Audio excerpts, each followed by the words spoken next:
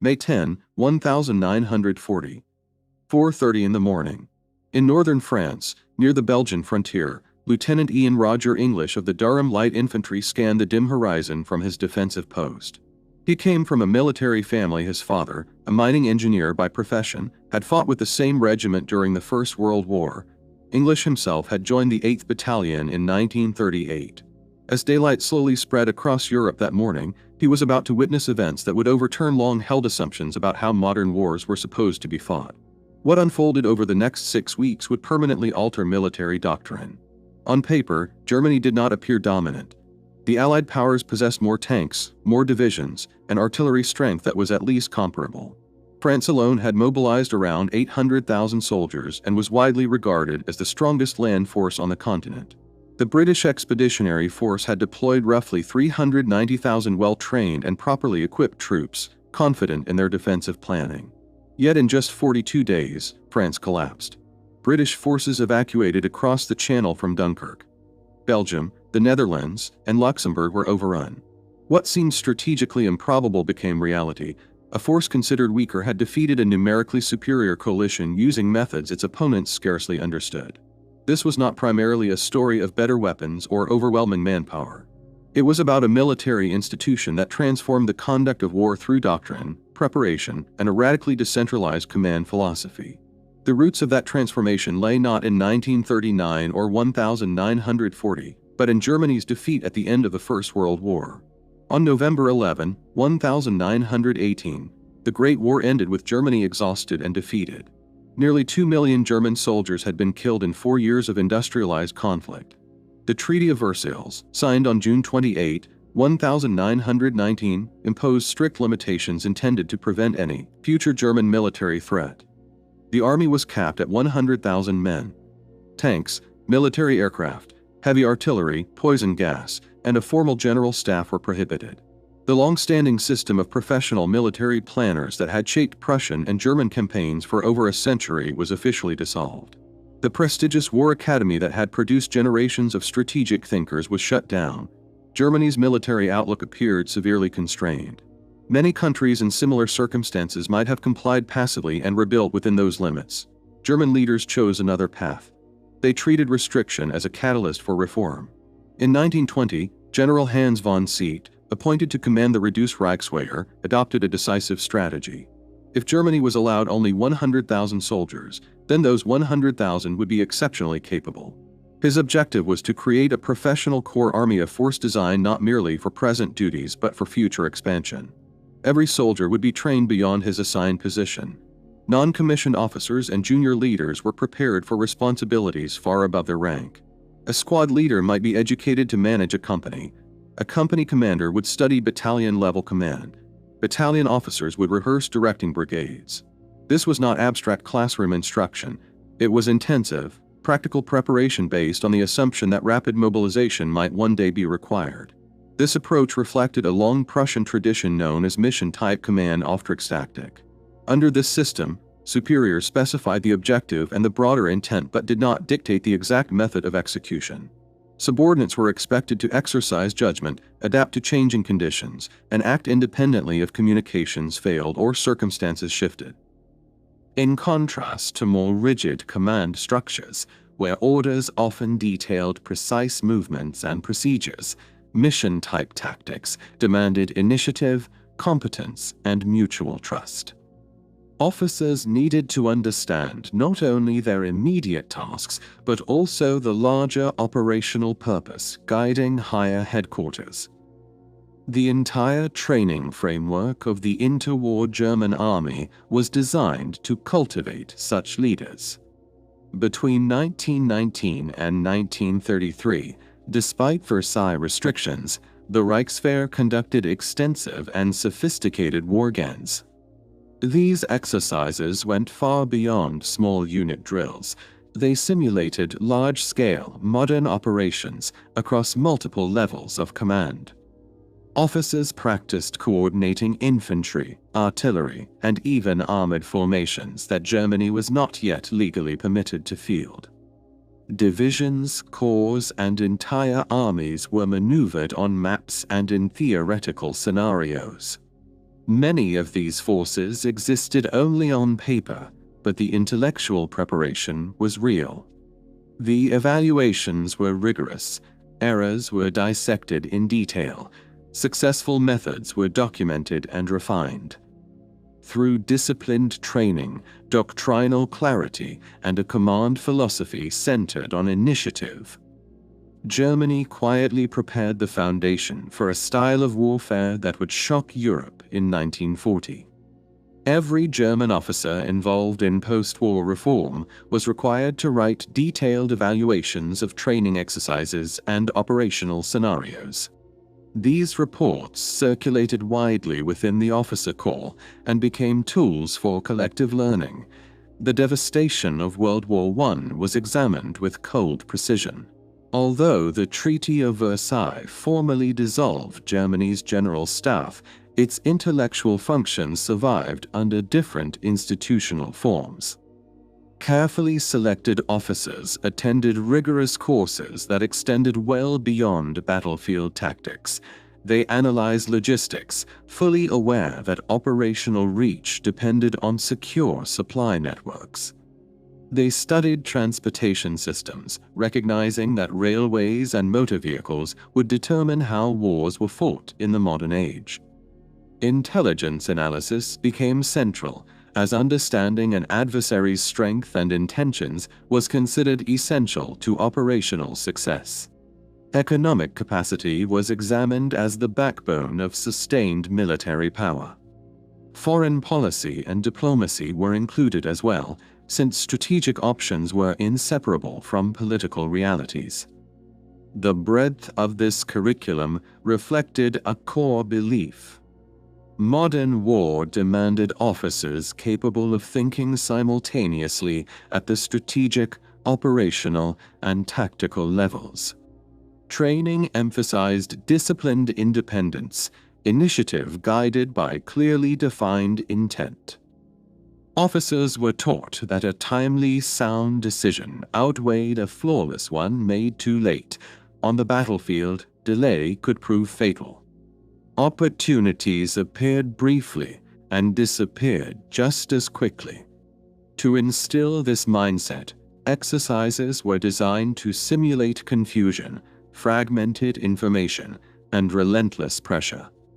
German planners accepted that combat was inherently unpredictable. No operational plan would remain intact after initial contact with the enemy. Therefore, officers needed confidence in acting amid uncertainty, adjusting as conditions evolved. In chaotic situations, the soldier closest to events often possessed clearer situational awareness than distant headquarters. Another principle reinforced this culture: forward leadership. Commanders were expected to position themselves near the front, observing developments firsthand rather than relying solely on reports filtered through multiple command layers. This approach carried obvious risks. German generals and senior officers suffered higher casualty rates than many of their Allied counterparts, yet proximity enabled faster, more responsive decisions. While opposing commanders often waited for information to travel up and down the hierarchical channels, German leaders frequently acted immediately based on direct observation. The resulting tempo advantage could amount to hours or even days. By the time the Nazi Party assumed power in 1933, Germany had already spent over a decade constructing the intellectual architecture for a different kind of war. The material instruments, modern tanks, aircraft, and fully motorized formations would follow, but the conceptual groundwork was firmly in place. When Adolf Hitler publicly expanded the armed forces in 1935, in open defiance of Versailles restrictions, he inherited an institution that possessed a clear doctrinal vision. Central to that vision was the work of Heinz Guderian, originally a communications officer who, throughout the 1920s, championed an unconventional thesis. Rather than serving merely as infantry support, tanks should form concentrated, independent strike forces. Across Europe, many officers dismissed this idea, recalling the unreliable, slow-moving armored vehicles of World War I. Early tanks had been mechanically fragile, tactically limited, and vulnerable to artillery, which emphasized penetrating enemy lines and attacking rear areas to disrupt command and supply structures. Blending these influences with long-standing Prussian traditions of maneuver and decisive engagement, Guderian helped shape what foreign observers later labeled blitzkrieg. The term itself was largely a journalistic invention. German doctrine more commonly described it as a war of movement. The method relied on identifying a vulnerable sector in the enemy's defenses through reconnaissance, then concentrating overwhelming force at that precise point. Tanks, artillery, motorized infantry, and air power were massed within a narrow frontage to achieve local superiority, even when overall numbers favored the defender. Once a breakthrough occurred, fast-moving armored divisions pushed deep into the opponent's rear, targeting command centers, supply routes, and lines of communication. The aim was not merely territorial gain, but systemic disruption, encirclement, confusion, and collapse. Success depended on tight coordination between ground and air units, rapid exploitation of opportunities, and commanders empowered to act without prolonged consultation.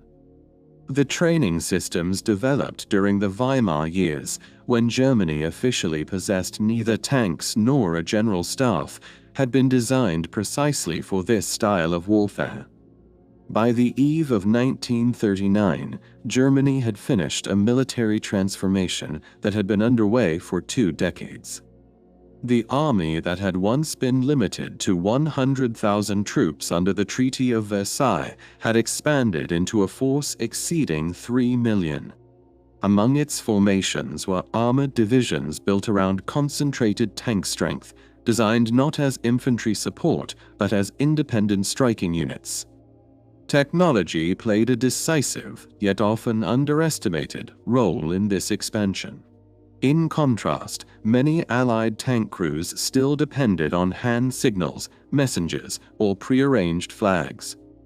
German commanders could adjust maneuvers mid-battle, coordinate flanking movements, and request airstrikes in real time. Every German tank commander operated with a radio. Many of their opponents had none. This single difference, paired with doctrine that emphasized speed and coordination, dramatically increased Germany's operational tempo.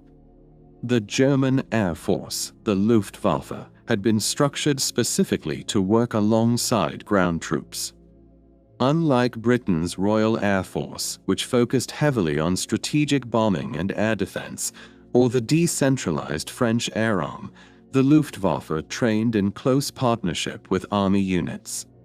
One of its most recognizable aircraft, the Junkers Ju-87, functioned as airborne artillery.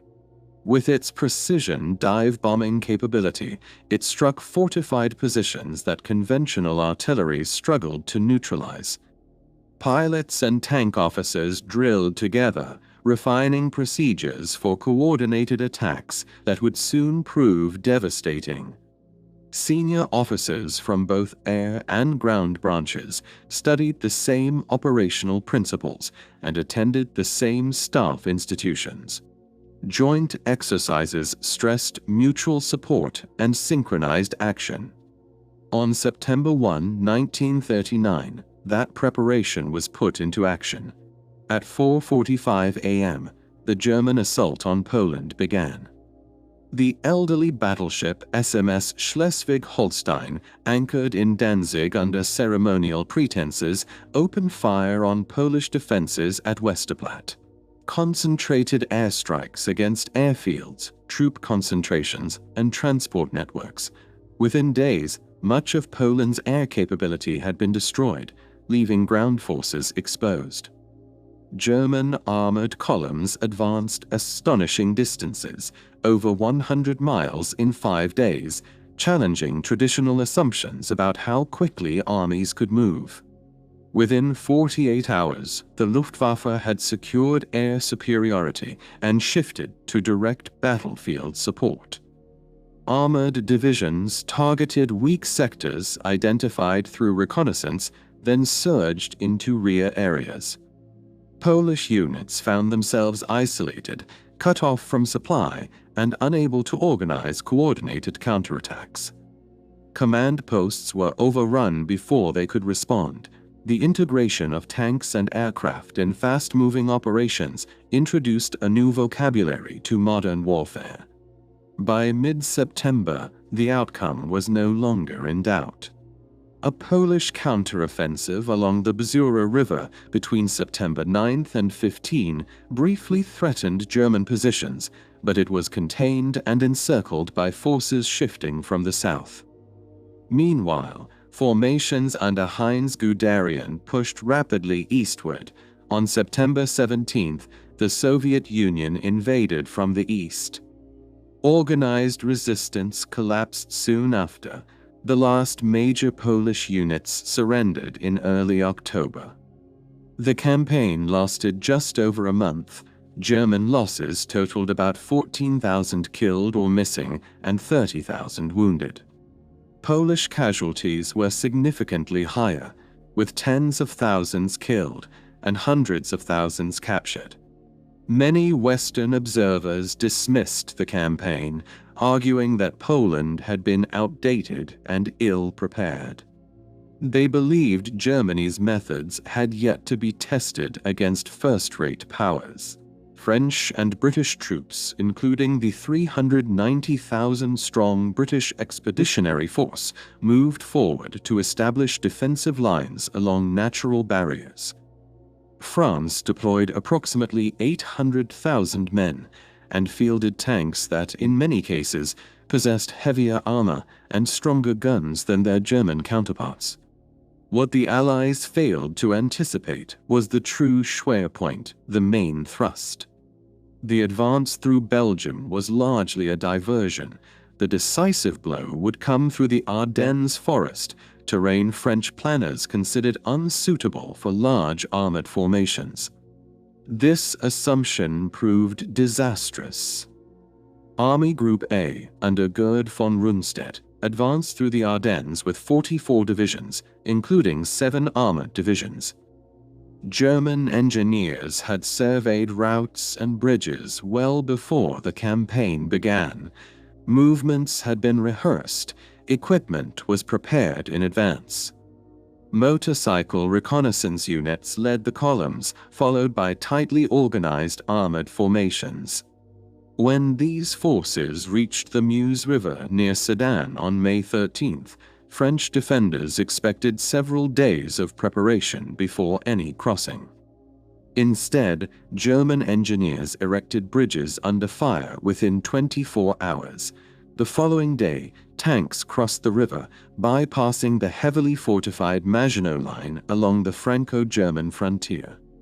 The breakthrough occurred in a sector held by reserve units rather than elite formations, a vulnerability identified through prior reconnaissance. Once the line was breached, German armored units poured through the opening. Within days, they were racing toward the English Channel. Distances once thought to require weeks were covered in a fraction of that time. At the forefront was Heinz Guderian, commanding 19th Panzer Corps. Reconnaissance in force. In many armies, such behavior would have meant court-martial.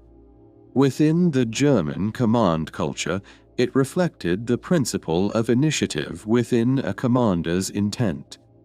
German officers were trained to act independently when opportunities appeared.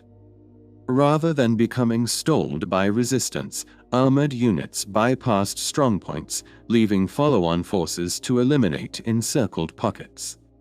The result was not merely tactical success, but operational collapse across a vast front, an application of preparation, coordination, and doctrine that reshaped modern warfare.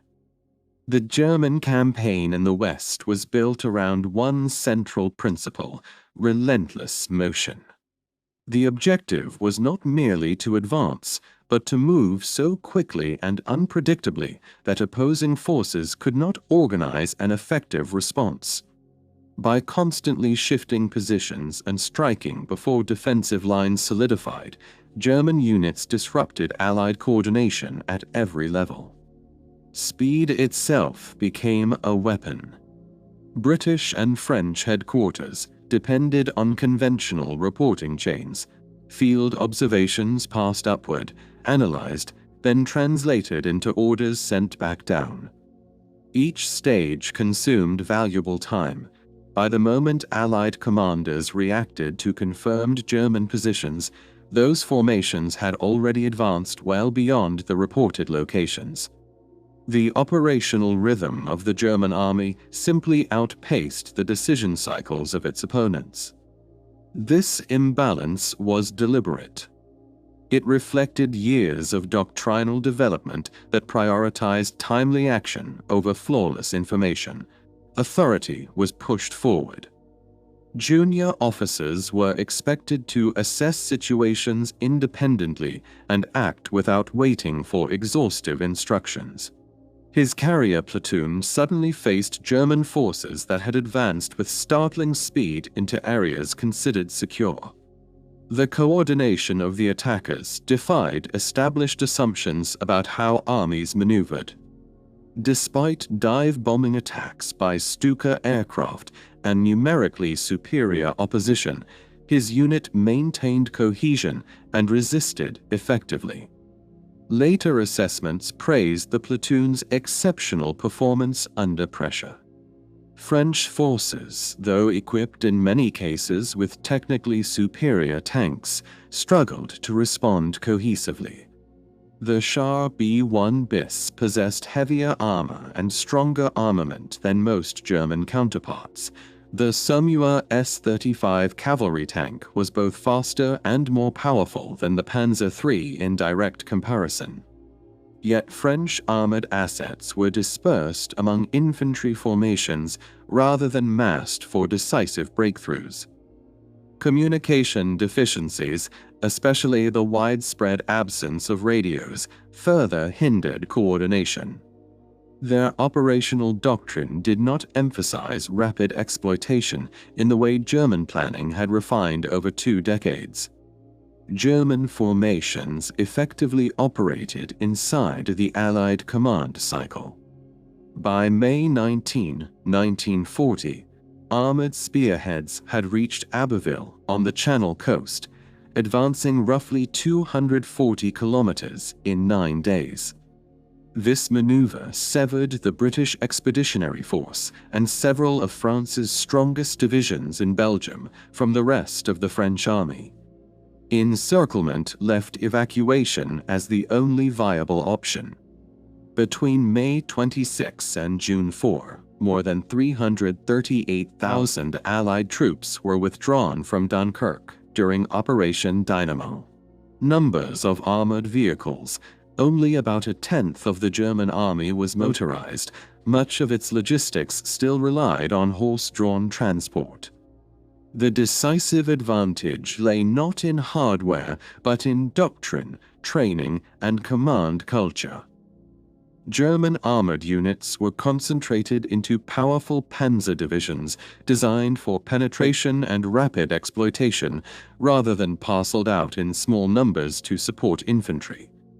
Decisions were made at battlefield tempo rather than bureaucratic pace. Soldiers at every echelon were conditioned to recognize opportunity and act immediately. The French historian Marc Bloch, who fought in the campaign and later authored Strange Defeat, observed what he described as the unsettling ability of German forces to appear where they seemingly could not be. This effect stemmed not from mystique, but from systematic reconnaissance, swift operational judgment, and subordinate initiative. From initial training onward, German soldiers were educated to think beyond the limits of their rank. This was not rhetorical encouragement, but structured practice. Non-commissioned officers participated in exercises at higher command levels. Company commanders rehearsed directing formations far larger than their peacetime responsibilities. Scenarios were intentionally chaotic, introducing incomplete intelligence and time pressure. Hesitation drew criticism. Decisive action, even imperfect, was valued. The underlying message was clear. In combat, inaction was usually the greater error. Map exercises formed a central component of preparation. These were demanding simulations, requiring rapid formulation of clear and precise orders. Through terrain models and map-based scenarios, each layer of command practiced both giving and executing orders under stress. At the highest level, the German General Staff system reinforced this culture. Selection was fiercely competitive. Before the First World War, roughly 150 officers each year were chosen from the entire corps to begin a rigorous 3-year course at the Kriegsakademie. Admission depended on demanding examinations covering tactics, history, mathematics, and languages. Only about 30% of candidates ultimately completed the program successfully. The process cultivated a professional elite trained to think analytically, act decisively, and command effectively in uncertain conditions. The campaign in France demonstrated the cumulative result of this system.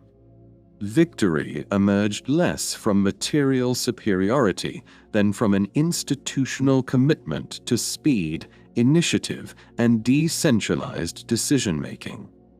The selection process for Germany's General Staff was designed to measure far more than battlefield knowledge. Candidates were evaluated for temperament, judgment, intellectual breadth, and conduct under pressure.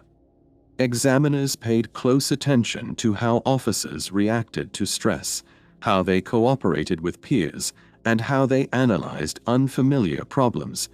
Mastery of doctrine by itself was not enough. The army sought leaders who could improvise, adjust quickly to shifting conditions, and project confidence to the men under their command.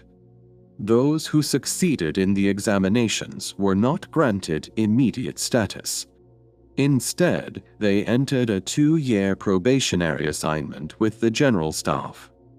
During this period, they rotated through multiple posts while senior officers monitored their decisions and recorded detailed performance assessments. Of their standing, broad crimson stripes marked their trousers, and distinctive insignia set them apart. They were treated with marked respect throughout the ranks, yet prestige brought relentless expectations. These officers were required to think simultaneously at tactical, operational, and sometimes strategic levels. They were expected to craft original solutions to complicated battlefield situations, and to do so under intense time pressure.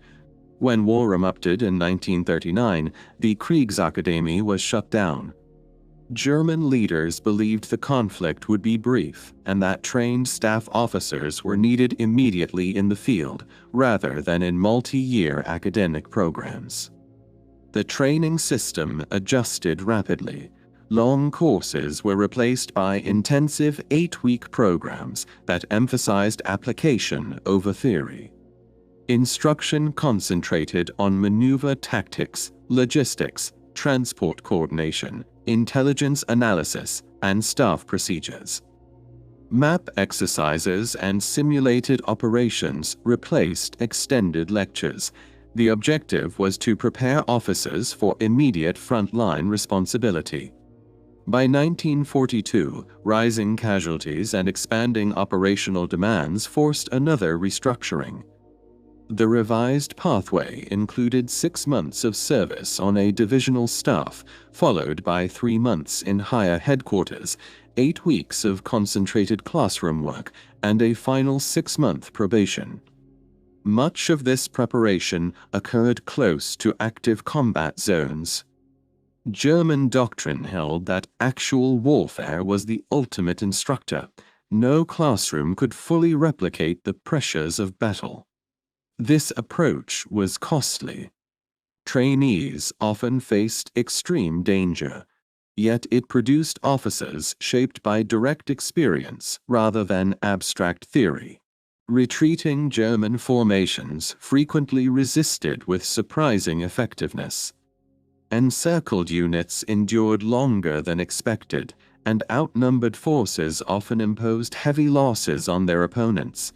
This resilience was not explained solely by ideology. It reflected a professional culture that embedded tactical competence and independent judgment into every level of command. The decentralized command model, commonly referred to as Auftragstaktik, encouraged flexibility that Allied armies initially struggled to counter. A prominent example was Erwin Rommel during his command of the 7th Panzer Division in France in 1940. Rommel frequently exceeded or adjusted higher directives when circumstances offered unexpected opportunities. He advanced with a speed that unsettled even his own superiors. Because German doctrine emphasized achieving the operational objective rather than strict adherence to detailed instructions, such initiative was tolerated and often rewarded. The division's rapid, unpredictable movement earned it the nickname Ghost Division, as higher headquarters sometimes lost track of its position. Rommel acted aggressively, but always within his understanding of the campaign's broader intent. This was not disorder. It was controlled initiative. German commanders were briefed not only on what tasks to complete, but also on the purpose behind them. Understanding intent allowed subordinates to determine their own methods. If conditions shifted or the enemy acted unexpectedly, waiting passively for new instructions was viewed as a leadership failure. Adaptation was mandatory, apparent. Defensive operations often required tighter central control than the decentralized model naturally provided. During the offensives of 1939 to 1941, however, this doctrine generated operational momentum that adversaries could not initially match. German units advanced rapidly, exploited breakthroughs, and maintained tempo while opposing forces hesitated for authorization. The psychological impact was profound. Allied soldiers often felt confronted by an opponent who anticipated their moves and appeared unexpectedly on vulnerable flanks. The explanation lay not in racial myths promoted by Nazi propaganda, but in systematic preparation combined with opportunity. Years of institutionalized training produced leaders accustomed to acting beyond the limits of their formal rank, valuing rapid decision over flawless planning. The collapse of France in 1940 forced Britain and the United States to reassess their own command structures. Officers studied German methods closely. George S. Patton, who had examined German military writings earlier in his career, introduced similar principles, adapted to American conditions, into U.S. armored doctrine. He urged speed, constant pressure, and exploitation of success without hesitation. By 1944, when Patton's Third Army broke out from Normandy, American operations displayed a tempo comparable to earlier German advances. The Soviet Union encountered the German system under far harsher circumstances. On June 22, 1941, Germany launched Operation Barbarossa, the largest land invasion in history. Approximately 3 million German troops advanced from the Baltic to the Black Sea. Early encirclements at Bialystok, Minsk, Smolensk, Uman, and Kiev resulted in massive Soviet losses. Yet the Red Army adapted. Soviet commanders developed layered defensive systems capable of absorbing armored breakthroughs. They positioned reserves to strike at extended spearheads and targeted vulnerable flanks when German units advanced beyond infantry support. Crucially, they began accelerating their own decision-making cycles. What had overwhelmed slower opponents in Western Europe proved less decisive against an adversary that learned quickly. By 1943 at Kursk, Soviet operational planning and execution had reached a level that rivaled German sophistication. In the end, Germany's early battlefield dominance was rooted in a disciplined culture of initiative, rigorous selection, and practical training. Its strengths were formidable, but they were not invulnerable. As opponents adapted and the strategic balance shifted, the limits of the system became increasingly evident. By 1943, the balance of effectiveness on the battlefield had clearly shifted. The Allied armies had absorbed the hard lessons of earlier defeats and adapted. They refined their use of coordinated infantry, armor, artillery, and air power to a level that matched German operational practice. Faster decision cycles and forms of decentralized command began to take root in Allied doctrine. In the United States, armored warfare concepts drew directly on German experience, reshaped to fit American resources and geography. The British, chastened by costly campaigns in North Africa, overhauled their training systems and tactical methods. Even more decisive than doctrine, however, was production. Major weapon systems. Over time, no degree of battlefield skill could indefinitely compensate for such overwhelming material disparity. Yet German tactical performance remained formidable even as the strategic situation deteriorated. In Normandy in 1944, German forces conducted a stubborn defensive campaign under extremely adverse conditions. From the landings on June 6 through the end of August, British, Canadian, and Polish forces suffered roughly 83,000 casualties, including nearly 16,000 dead. These losses occurred despite complete Allied air superiority, which left the German air arm largely absent from the fight.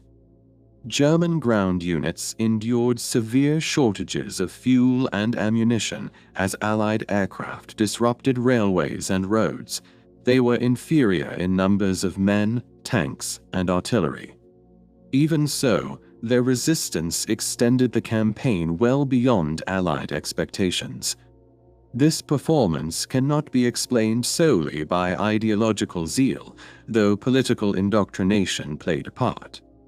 It reflected a professional military culture shaped over decades with the expectation of high-intensity continental war. German soldiers were trained to see their tasks within a broader operational framework. They were expected to grasp their commander's intent and adjust independently when circumstances changed. Initiative under pressure was not optional, it was integral to the system. The non-commissioned officer corps was central to this approach. German NCOs were far more than disciplinarians or transmitters of orders. They were deliberately educated as tactical thinkers. Such depth of preparation ensured continuity in combat. Officer casualties were frequent, particularly among junior leaders. German units were structured on the assumption that losses would disrupt command. As a result, senior NCOs routinely took over platoons, and experienced platoon sergeants could temporarily command companies. This redundancy in leadership preserved cohesion under conditions that might otherwise have paralyzed a formation. Training reinforced these expectations. NCOs participated in map exercises and tactical problems at company and battalion level. They rehearsed decision-making under time pressure using the same frameworks taught to officers. Combined arms coordination, how infantry, artillery, armor, and air power interacted, was part of their education. They did not observe higher-level exercises from the sidelines. They actively contributed, learning how their small units fit into larger operational designs. By contrast, Allied NCOs, though often highly competent within their defined roles, were rarely trained to think multiple echelons above their rank. A British or American sergeant might excel at leading his section or platoon, but systematic preparation for officer-level decision-making was less common. When officers were killed or incapacitated, Allied formations sometimes experienced a sharp decline in effectiveness until replacements arrived. German doctrine assumed chaos as a given. Communications would fail, leaders would fall, and confusion would be constant. Every level of command was therefore prepared to function one step higher if necessary. This layered leadership structure contributed significantly to German battlefield resilience during the early war years. Did not guarantee success, the Allies possessed similar equipment, but German command culture exploited them aggressively. Commanders maintained frequent contact with subordinates, issuing concise statements of intent and receiving rapid updates. This continuous exchange fostered a shared understanding of evolving conditions. When opportunities emerged, subordinate leaders could act immediately, confident they were aligned with higher objectives. The synergy between doctrine and communication technology enabled a tempo of operations that proved difficult for opponents to match. After the war, former adversaries examined these methods closely. American and British military institutions conducted detailed studies, including interviews with German generals and staff officers. They sought to identify which elements of German operational and tactical practice had produced consistent battlefield effectiveness despite ultimate defeat and material inferiority. From these studies, key principles were absorbed into Western doctrine. The concept later known as mission command, empowering subordinate leaders to act within a commander's intent, became foundational in both American and British forces.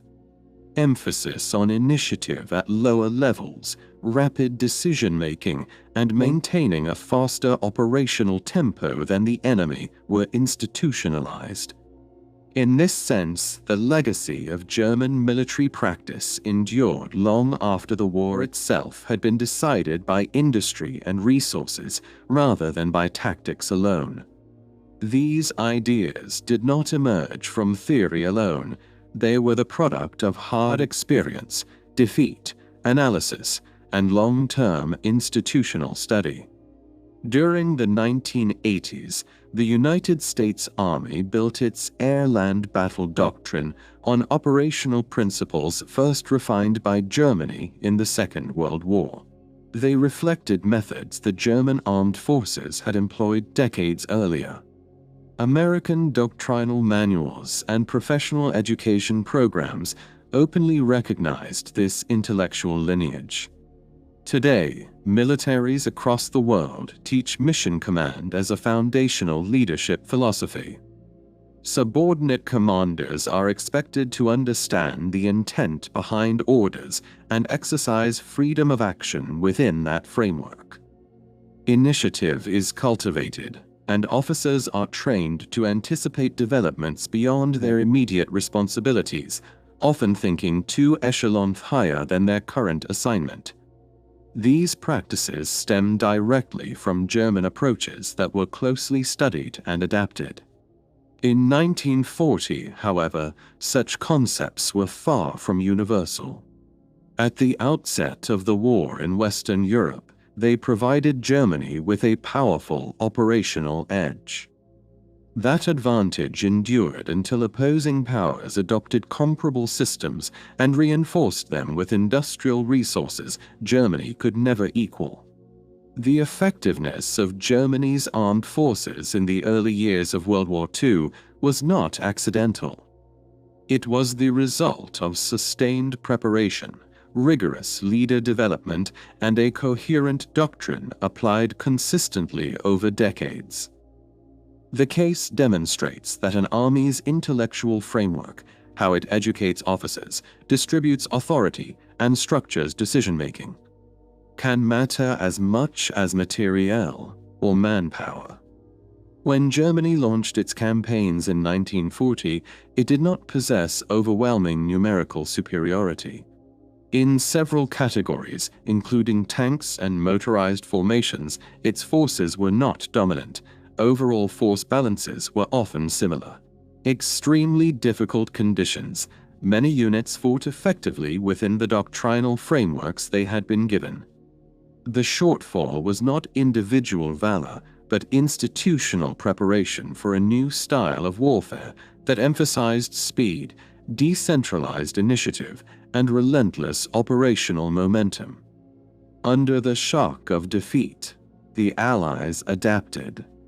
By 1944, British and American forces were conducting large-scale operations with a tempo equal to their former adversary, supported by industrial capacity that far surpassed Germany's.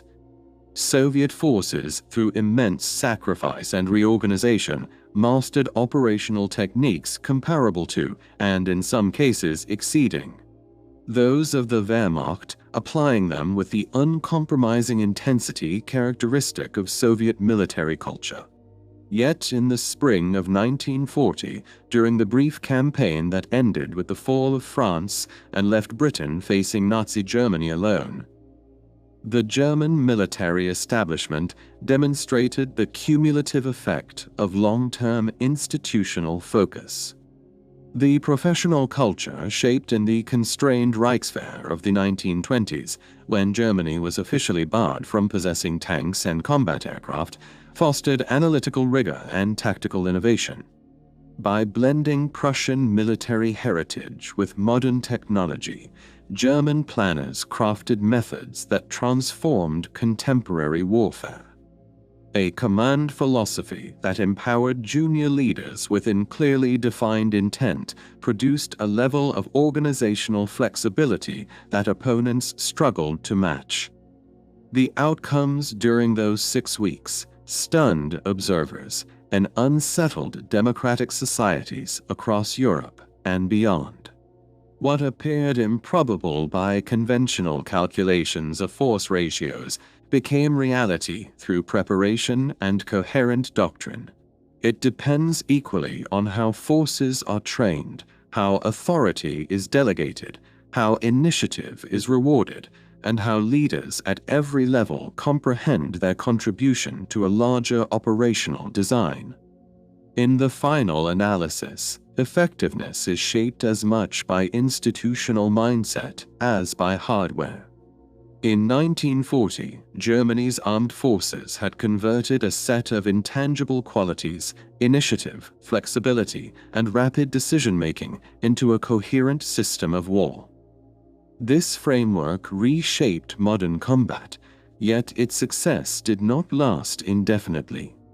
When bold expansion collided with the combined industrial strength and manpower of the Allied powers, the system's limits became clear. No degree of battlefield proficiency could offset the reality of confronting the British Empire, the Soviet Union, and the United States at the same time.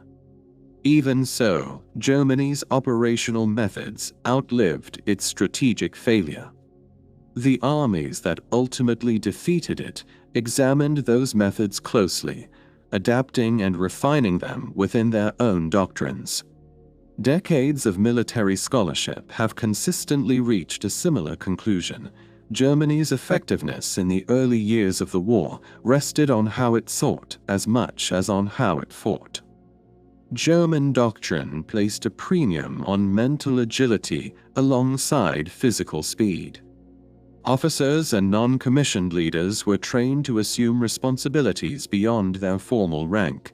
Subordinates were granted freedom of action, provided they understood their commander's intent. The result was a tempo of operations and a level of tactical coordination that caught opponents off balance in the war's opening campaigns. That edge proved temporary, shaped through 2 decades of focused preparation. When those principles became widely understood and replicated by Allied forces equipped with overwhelming resources, Germany's relative advantage vanished. Nevertheless, the accomplishment remains significant and deserving of analysis independent of ideology. Through disciplined training, a unified doctrine, and a command philosophy built on trust in junior leaders, Germany assembled a force capable of defeating larger opponents by exploiting speed, coordination, and initiative. Modern professional militaries continue to study these elements as examples of how organizational culture and decision-making processes influence combat performance. The experience of individuals such as British Lieutenant Ian Roger English illustrates the broader Allied response. After observing German effectiveness during the 1940 campaign, he later distinguished himself as a combat leader, earning the Military Cross 3 times, an honor achieved by only a small number of British soldiers during the war. His career reflected a wider pattern: opponents learning from the very system they had once faced in battle. The broader lesson is not one of inherent superiority. Rather, it underscores what sustained preparation, intellectual clarity, and consistent training can produce. It highlights the value of empowering subordinates and the advantage gained by acting faster than an adversary can respond.